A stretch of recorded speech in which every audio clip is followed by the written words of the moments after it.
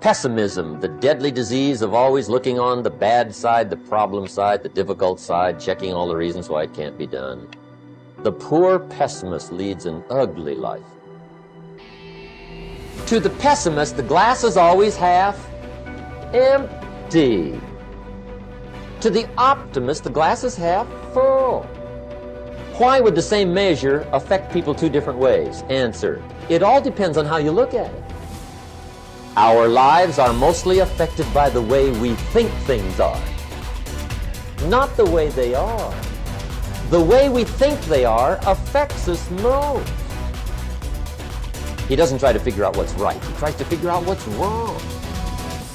He doesn't look for virtue. He looks for faults. And when he finds them, he's delighted. How ugly. Young people always have a reason to be upset and cynical about the current state of affairs, and it's that way forever.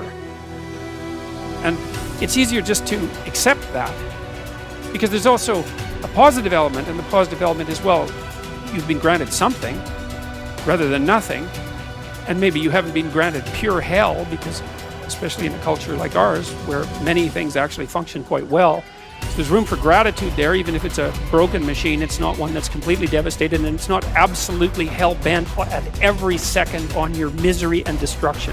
And it easily could be, because many societies are like that. And so the fact that we happen to live in one that isn't corrupt beyond imagining is something to be eternally grateful for. And the affirmation for this principle is, I am deeply thankful for all that I've received, and I enjoy giving to others in the spirit of love and service. This is a very important part, not only of being able to show up in your life what it is that is the fulfillment of your heart's desire, but it is also a beautiful way to begin living your life every day. There's an old saying that says, if you're not generous when it's hard, you will not be generous when it's easy. The healthiest of all human emotions is gratitude. I said, you go down that list. I like my job. I love my job, rather. That is a way of gratitude. You'll sleep better the first night. Tomorrow morning, when you get up, get back in front of the mirror just before you go to work. Get back in front of the mirror and repeat the process again with excitement and enthusiasm. I love my job because, and take the list with you. Because the reality is, you see, you will have started to change from a fault finder to a good finder. Every achievement in the world was first initiated as a creative idea. First the idea, then faith in it, then the means of implementing the idea. That is the way success proceeds. Here is the idea. What is your present trouble?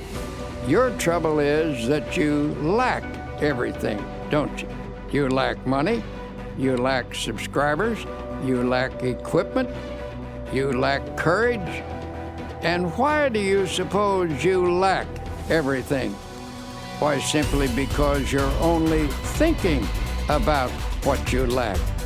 You are constantly thinking lack thoughts, and you have thereby created a condition of lack.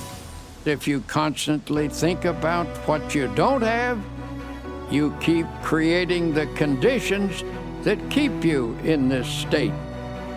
By emphasizing only what you lack, you've frustrated the creative forces that can get this project really rolling. From the standpoint of doing a lot, you've been working very hard. But you fail to do the one all-important thing that will lend power to all your other efforts. You have not employed positive thinking. To correct the situation, to reverse the mental process, and begin to think, instead of lack, to think prosperity, achievement, and success. Don't hold on to the mental pictures of difficulties and failures.